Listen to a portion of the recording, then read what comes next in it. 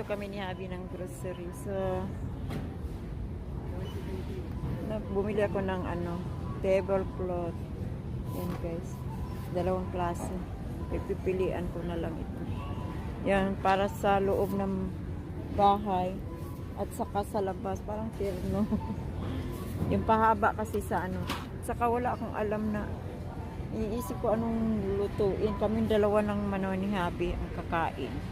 So, ang ko talaga naisip ko is yung macaroni salad lang. Kaya bumili tayo ng mga ingredients niya. Ayan, mga ingredients. Ayan, mga Tapos, bumili si Habi ng drinks niya. Tayo rin, binilihan tayo ng juice. Dalawa-dalawang galon pa yung juice na binili. Tapos, bumili na rin kami ng wrapper. Magbabalot si Habi ng mga Christmas gift para sa mga kapatid niya. So, namili na rin kami ng mga ibabalot namin, guys. Ayan. Yan yung mga ibabalot namin. Bigay namin sa, pare-pareho na lang para, pare-pareho yung, bumili na lang kami ng isang kahon. Pare-pareho. So, ayan, guys.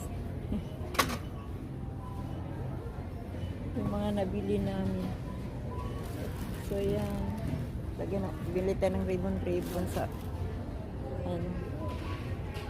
ibabalot na regalo. So, yan yung mga nabili namin ngayon dito.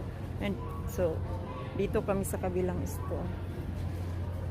Hindi doon sa lugar namin. Dito sa kabilang town. So, ayan yung mga nabili namin.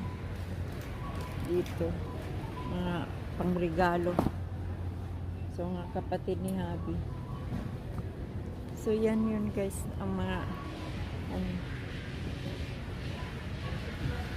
naisip kong lutuin. Handa. Macaroni salad lang talaga.